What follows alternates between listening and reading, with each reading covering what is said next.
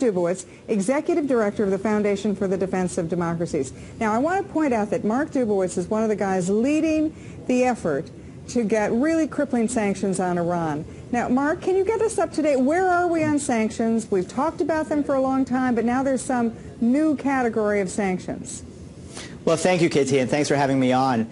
So you're right, there is a new category of sanctions. I mean, the administration, I think, for the past 3 years has been putting in place an incremental sanctions regime that's really been ratcheting up the pressure on the Iranian regime. But they've really recently turned the corner and really have declared economic war on this regime and are putting in place some potentially crippling sanctions focused on Iran's oil sector, their financial sector, and are really finding a way to undercut this regime and really cause enormous economic difficulties in Iran for the regime and for its coterie of supporters. Okay, well, explain to me in simple terms. Now, Iran is the lifeblood of the Iranian economy, and the Iranian government is the revenue it gets from oil sales. So right. What are these sanctions going to do to stop Iran either from selling its oil or getting money from the oil it sells? Right. So the Iranian regime depends on oil exports, as you noted, for about 80% of its hard currency earnings, about 50% of its government budget. So the goal of these sanctions from an economic point of view is to reduce the amount of hard currency earnings the regime earns. Now, how do you do that? In a variety of ways. Number one, the Obama administration has tried to persuade its allies to reduce the amount of crude oil they buy. And so the Europeans have voluntarily imposed an oil embargo on the import of Iranian oil.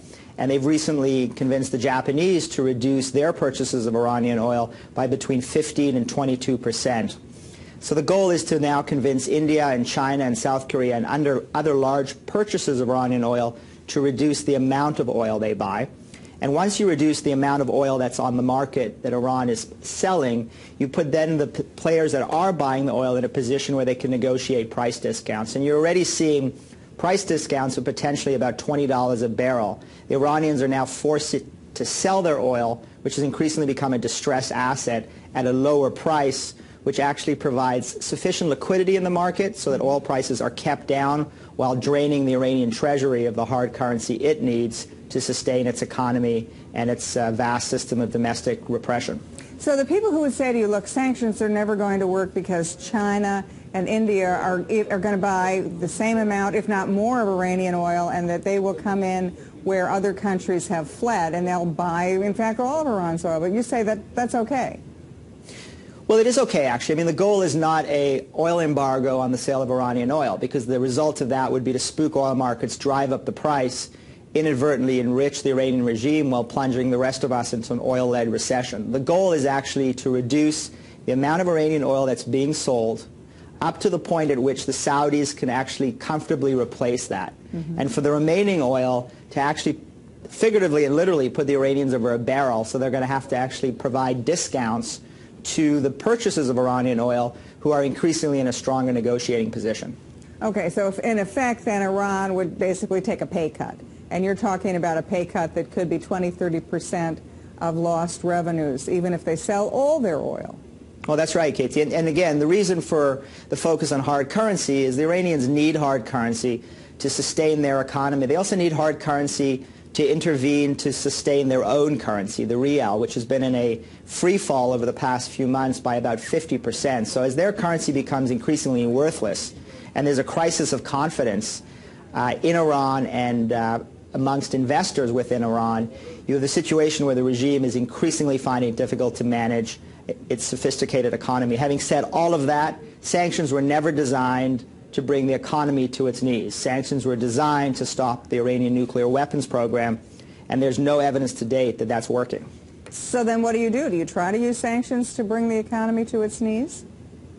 Well, I think, look, it always makes sense to weaken your enemy, and I think part of the rationale for the sanctions is to rattle this regime, to weaken it, to put it on the defensive, and to deny it billions of dollars that it needs for the various nefarious things that the regime does. But at the end of the day, the real goal of these sanctions was to stop the nuclear weapons program, and there are other things that have to be done that haven't been done. So, for example, we have not seen from this administration a political warfare strategy with the same intensity and focus as we're now seeing on the economic warfare front. We have not seen support for the Iranian opposition. We haven't seen the full weight of the U.S. government put behind the opposition in the hopes of reigniting the democratic counter-revolution we saw in June 2009. The best guarantee that the Iranians will not develop a nuclear weapon that will be used against us or our allies is to replace this regime. And if we can use economic pressure to reignite a counter-revolution, we may have a chance of peacefully resolving this. So you would say take it a step further. In other words, the administration is talking about using the sanctions regime to apply pressure to the Iranian government so the Iranian government goes to the negotiating table and, I guess, miraculously negotiates away its nuclear weapons program. Right. You're saying take it a step further and encourage the Iranian people to then rise up and overthrow their government. Well, I think that's right. I mean, I think the administration recognizes it missed a huge opportunity in June 2009 where millions of Iranians were on the street yelling death to the dictator, President Obama, are you with us or are you with the dictator? And we missed that opportunity. The administration did nothing. It remained silent. I think we have to find another opportunity not to make that mistake again and really provide not only rhetorical support for the opposition, but provide them with whatever they need in terms of communications technology, money for labor strike funds, whatever they need to get back on the streets and to bring down this regime. I think we have not even begun to pursue a political warfare strategy with the same intensity that we're pursuing these sanctions. How much time do you estimate is left before either Iran gets nuclear weapons or gets so close to having nuclear weapons that the Israeli government feels it's got to protect itself and potentially launches a preemptive strike? Well, and that's right. That's the real key question is not when they have nuclear weapons, but when there are a turn of the screw away from having nuclear weapons and have nuclear weapons capability. And that's really the Israeli red line. And I would argue that should be the American red line because I think we will never have sufficient intelligence that will confirm 100% whether Ali Khamenei, Iran's supreme leader, has made the political decision to move towards a nuclear weapon. And so how much time do we have? I think we have, it's a matter of months at most. I think the Israelis are starting to assess that the Iranians have moved their facilities into hardened bunkers in Fordo, which is the Fordo facility near Qom, Iran, and that creates a zone of immunity to a possible Israeli strike, given how deeply buried those facilities are. And so this may be a matter of months. We may be looking at the summer, maybe the fall, but both Israeli and French intelligence are looking at about 18 months at the longest for the Iranians to actually develop a nuclear weapons capability, which would then be a turn of the screw away from a nuclear weapon. Mark, one of the things that you referenced earlier was that the Iranian people in 2009 went to the streets, chanted, you know, America, where are you? They were trying to have some kind of an, well, I guess a protest that ultimately might overthrow their own government. And the administration turned a blind eye to that, as you pointed out. At the time, in 2009, it seemed totally unrealistic. But after what we've seen in the Arab Spring just a year ago, is it something that the Iranian people may go out into the streets again and potentially even overthrow their leaders, as we've seen time and again in Morocco and Tunisia and Egypt? Is it realistic? Well, it's realistic, though I would say this. I mean, the Iranians were on the street. They were ignored by the Americans. They were then brutally repressed, murdered, tortured. And, you know, today Iran is a police state. And so the counterexample to what we've seen in the Arab Spring has been the darkness of the Syrian winter, which is, again, millions of Syrians on the streets protesting against Assad. You know, close to 10,000 of them have been slaughtered, and yet once again America is doing very little to defend the Syrians and support the Syrian opposition.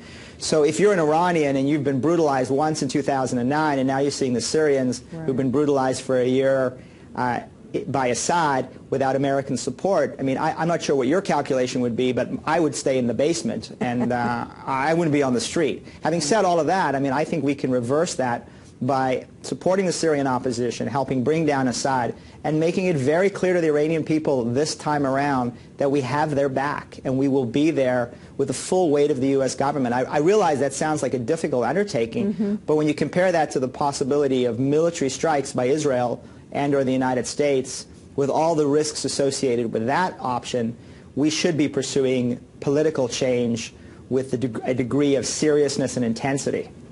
All right, well, the Mark Dubowitz Foundation for the Defense of Democracies, and the guy and the organization that's trying to find some third option between bombing Iran and letting Iran get the bomb, trying to find a way to stop the Iranian program or to have regime change in Iran. Thank you very much for the work that you do, and thanks so much for joining us. Thanks, Katie.